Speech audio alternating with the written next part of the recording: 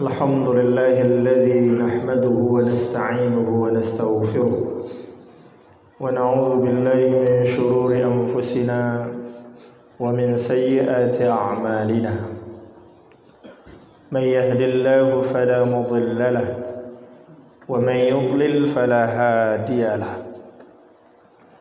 أشهد أن لا إله إلا الله وحده لا شريك له وأشهد أن محمدا عبده ورسوله لا نبي بعده اللهم صل وسلم على نبينا المصطفى محمد صلى الله عليه وسلم وعلى آله وصحبه أجمعين فيا عباد الله أوصيكم وإياي بتقوى الله فقد فاز المتقون واسمعوا ما قال الله تعالى في كتابه الكريم أعوذ بالله من الشيطان الرجيم بسم الله الرحمن الرحيم يا أيها الذين آمنوا اتقوا الله حق تقاته ولا تموتن إلا وأنتم مسلمون ثم قال الله تعالى بسم الله الرحمن الرحيم إن الله يأمر بالعدل والإحسان وإيتاء ذي القربى وينهى عن الفحشاء والمنكر والبغي يعظكم لعلكم تذكرون صدق الله العظيم. Ma'asyiral muslimin, jemaah Jumat rahimakumullah. Puji dan syukur mari senantiasa kita persembahkan kepada Allah, serta salawat dan salam buat baginda tercinta Rasulullah sallallahu alaihi wasallam. Allahumma salli ala Muhammad wa ala ali Muhammad. Ma'asyiral muslimin, sidang jemaah Jumat rahimakumullah. Sebagai tema khutbah kita pada siang ini adalah perintah untuk berlaku ihsan. Hampir mungkin setiap Jumat kita mendengarkan firman Allah Subhanahu wa taala. Karena memang ayat ini kebanyakan dipakai oleh para khatib untuk menutup sebuah khutbah, yaitu di dalam surat An-Nahl ayat 90. Innallaha ya'muru bil 'adli wal ihsan. Bahwa sesungguhnya Allah memerintahkan untuk berbuat adil dan ihsan. Lalu apa itu ihsan yang dimaksud dalam ayat ini? Inilah yang akan menjadi topik bahasan kita pada khutbah pendek ini. Kata-kata ihsan dalam bahasa Arab berasal dari kata ahsana yuhsinu ihsana, yang secara bahasa berarti berbuat baik atau berbuat yang terbaik. Sehingga ihsan secara sederhana dapat kita fahami adalah bahwa sebagai seorang muslim kita harus senantiasa melakukan kebaikan, berbuat baik dalam kehidupan kita. Lalu secara istilah, Rasulullah sallallahu alaihi wasallam memberikan sebuah makna yang mendasar dan mendalam tentang ihsan itu. Bahkan selain dari sebuah makna atau definisi, juga sebenarnya menjelaskan tentang spirit, bagaimana cara kita bisa benar-benar menjadi orang yang ihsan atau yang muhsin, yang senantiasa berbuat baik. Apa definisi ihsan menurut baginda tercinta Rasulullah sallallahu alaihi wasallam? Ketika pada suatu momentum Jibril datang kepada Rasulullah di depan para sahabat dan menanyakan kepada Rasul tentang mal ihsan.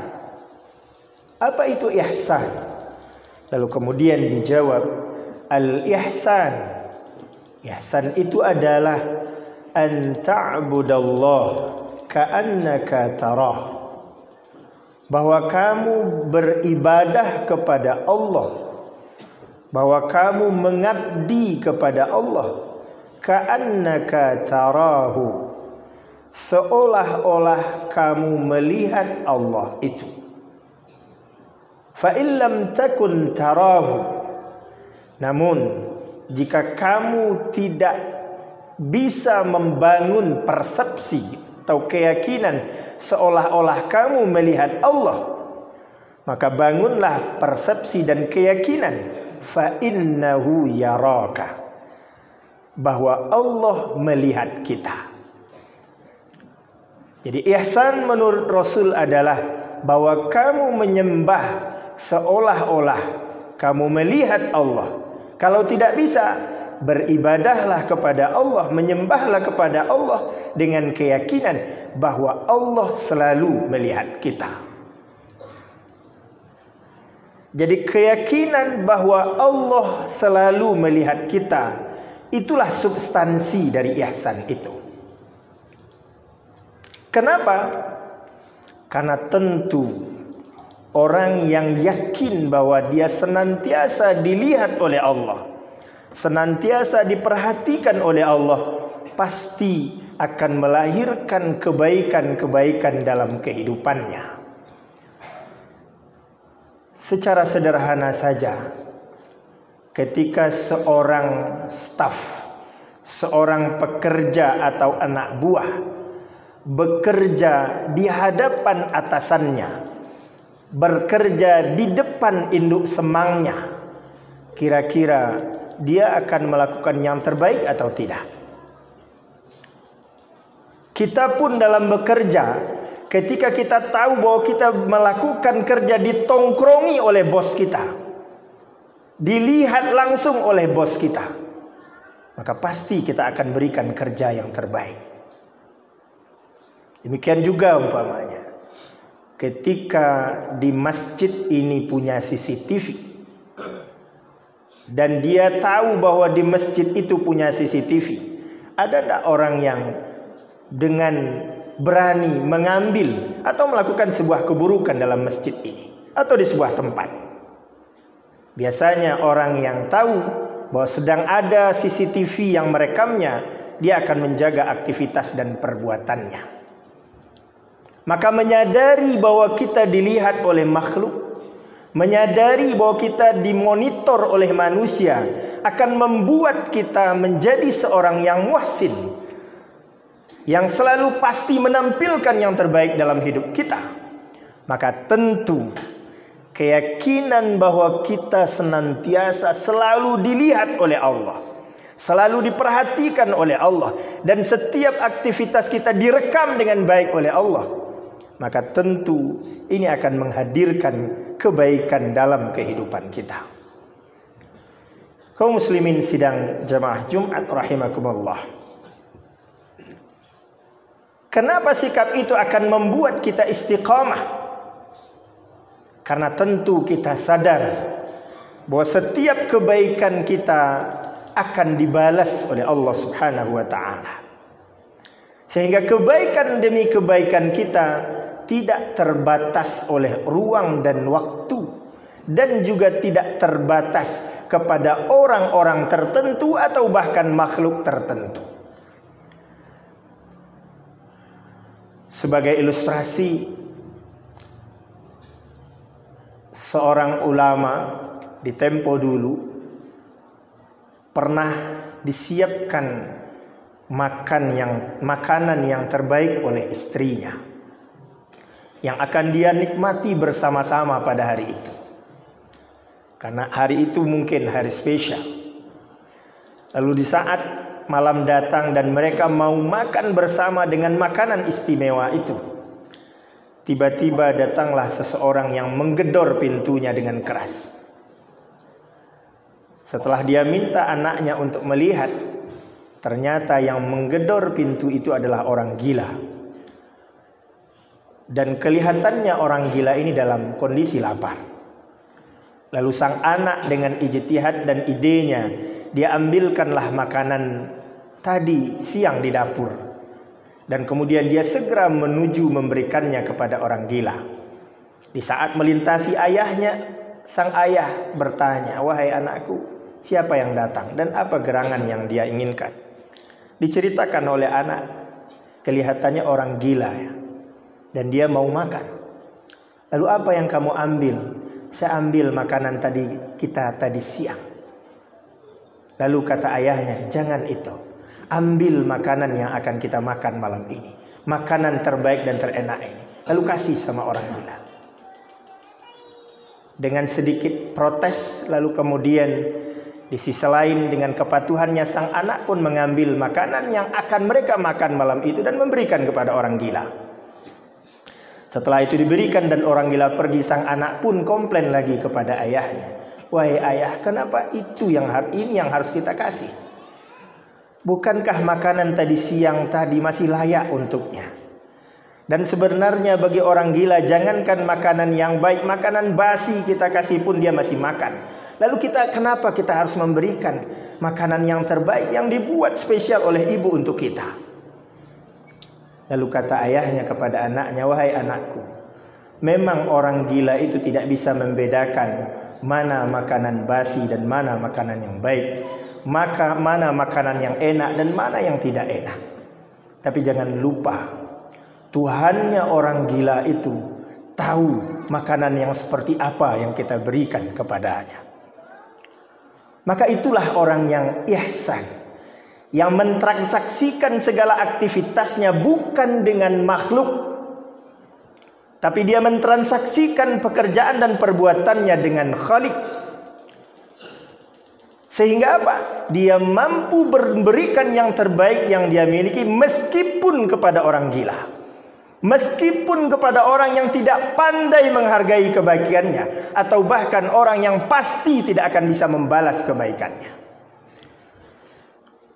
Lalu kenapa terkadang kebaikan kita menjadi berbeda-beda? Mungkin inilah masalahnya, bahwa ihsan kita, kebaikan kita belum sepenuhnya kita lakukan karena Allah Subhanahu wa taala. Sebagai seorang pelayan masyarakat umpamanya, berbeda layanan kita kepada orang yang mampu dan tidak mampu, orang kaya dengan orang miskin. Sebagai seorang guru, berbeda layanan kita kepada anak orang berpangkat dengan anak orang biasa. Kenapa seperti itu? Karena kita merasa ketika kepada orang kaya kita berbuat baik, kepada orang kuat dan berpangkat kita berbuat baik, dia akan bisa memberikan sesuatu kepada kita.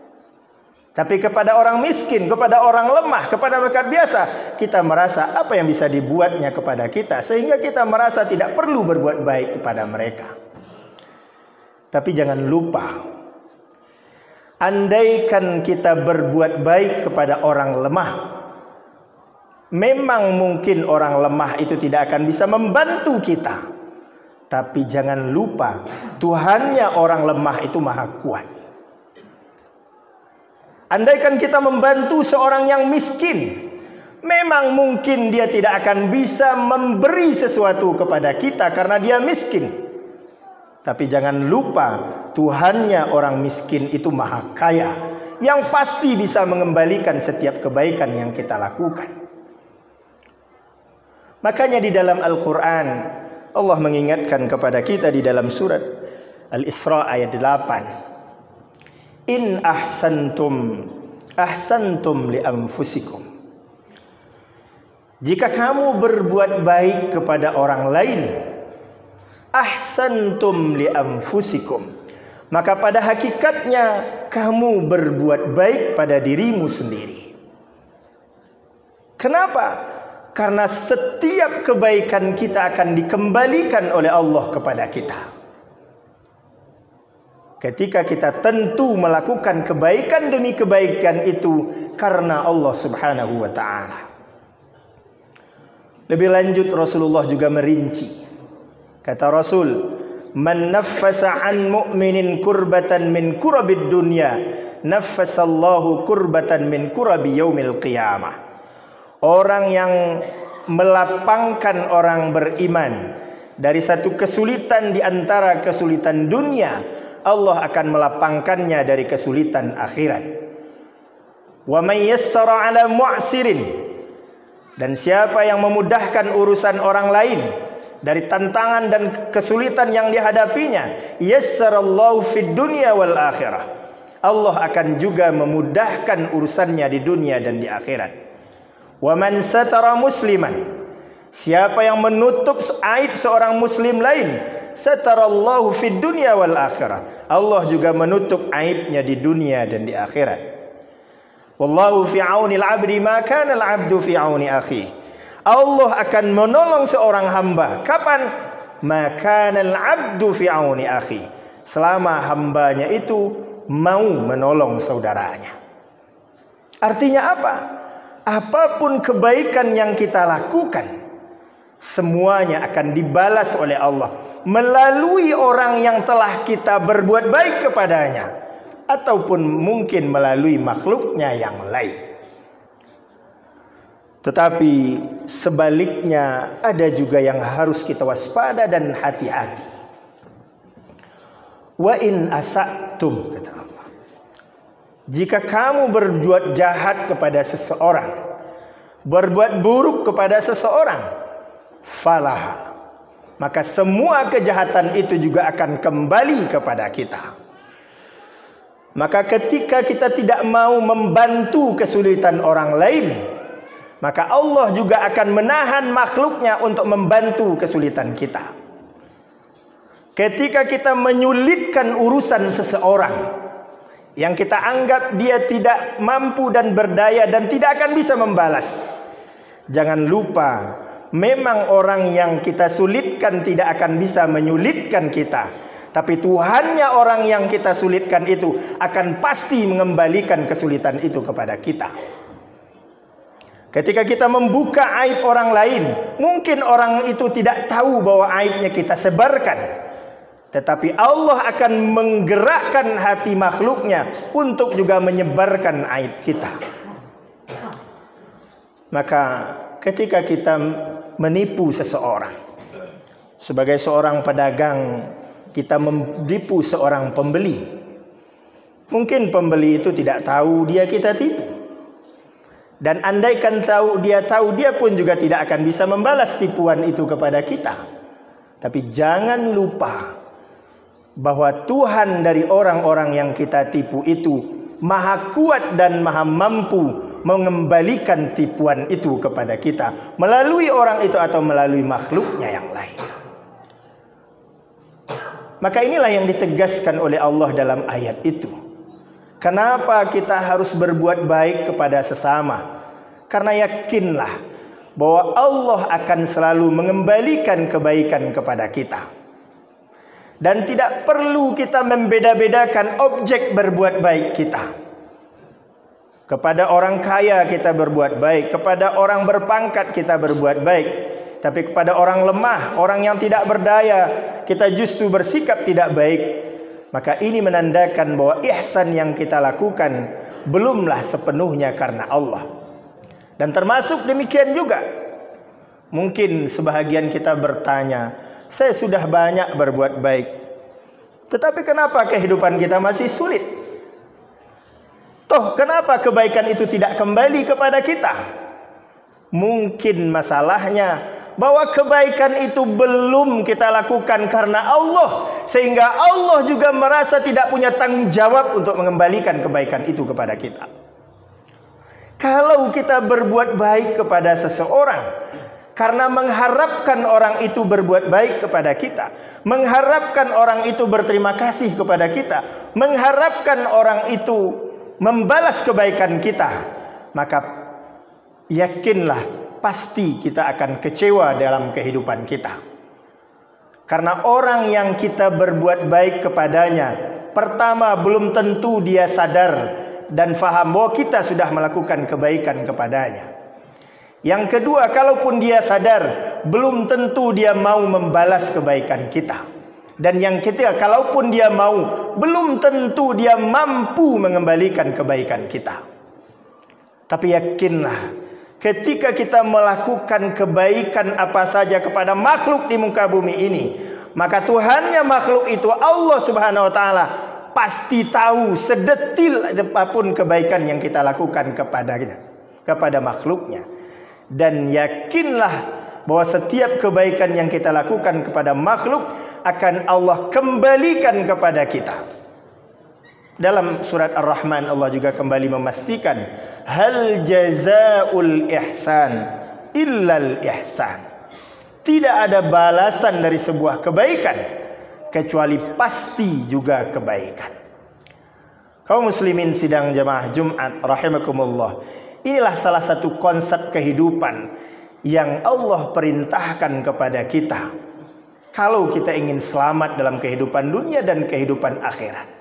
Jadilah orang-orang yang muhsin. Jadi orang-orang yang selalu berbuat ihsan kepada siapapun, atau bahkan ke selain makhluk manusia pun kita akan berbuat baik. Ke hewan pun kita akan berbuat baik. Karena meskipun ketika kita jahat kepada hewan itu tidak akan mengerti. Hewan itu tidak akan bisa membalas, tapi Tuhannya hewan itu mungkin saja akan membalas kejahatan kita kepada hewan itu. Dan itulah salah satu sunnatullah yang Allah ajarkan, sehingga kemudian inilah yang akan mengajarkan kita istiqamah dalam setiap kebaikan demi kebaikan kita. Dan ini yang juga harus kita lakukan ketika kita ingin juga mendapatkan kebaikan dalam kehidupan ini, baik di dunia maupun di akhirat kelak. Fa'tabiru ya ulil absar la'allakum turhamun.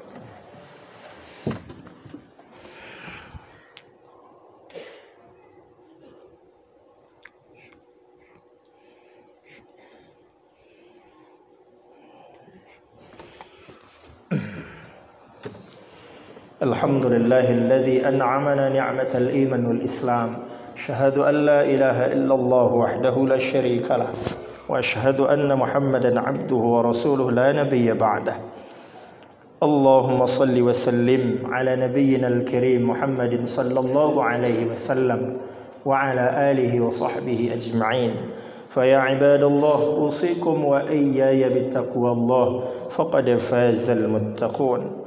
ثم قال الله تعالى في كتابه الكريم أعوذ بالله من الشيطان الرجيم بسم الله الرحمن الرحيم وابتغ فيما آتاك الله الدار الآخرة ولا تنس نصيبك من الدنيا وأحسن كما أحسن الله إليك ولا تبغ الفساد في الأرض إن الله لا يحب المحسنين إن الله لا يحب المفسدين.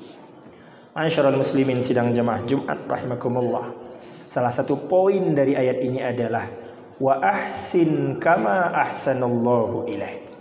Dan berbuat ihsanlah, berbuat baiklah kama ahsanallahu ilaik, sebagaimana Allah telah berbuat baik kepada kita. Jadi jangan standarkan kebaikan kita kepada kebaikan seseorang. Jangan standarkan sikap kita kepada sikap seseorang. Karena kalau begitu, tentu kita akan jauh dari kesempurnaan. Kita akan baik ke seseorang kalau orang itu baik. Kita akan memberi kalau orang itu mau memberi. Kita akan menghargai kalau orang itu mau menghargai. Maka kita tidak akan istiqomah dalam kebaikan kita. Tapi Allah mengajarkan berbuat baiklah sebagaimana Allah telah berbuat baik kepada kita. Innallaha wa malaikatahu yusalluna 'alan nabi ya ayyuhalladzina amanu sallu 'alaihi wa sallimu taslima. Allahumma salli 'ala Muhammad wa 'ala ali Muhammad kama sallaita 'ala Ibrahim wa 'ala ali Ibrahim wa barik 'ala Muhammad wa 'ala ali Muhammad kama barakta 'ala Ibrahim wa 'ala ali Ibrahim fil 'alamin innaka Hamidum Majid. Allahumma ighfir lil muslimina wal muslimat والمؤمنين والمؤمنات الأحياء منهم والأموات إنك سميع قريب مجيب الدعوات ويا قاضي الحاجات. اللهم اغفر لنا ذنوبنا ولوالدينا وارحمهما كما ربيانا صغيرا اللهم أعنا على ذكرك وشكرك وحسن عبادتك. اللهم اجعلنا من المحسنين. اللهم اجعلنا من المحسنين. اللهم اجعلنا من المحسنين. ربنا آتنا في الدنيا حسنة وفي الآخرة حسنة وقنا عذاب النار. عباد الله، إن الله يأمر بالعدل والإحسان وإيتاء ذي القربى وينهى عن الفحشاء والمنكر والبغي يعظكم لعلكم تذكرون. فاذكروا الله يذكركم ولذكر الله أكبر.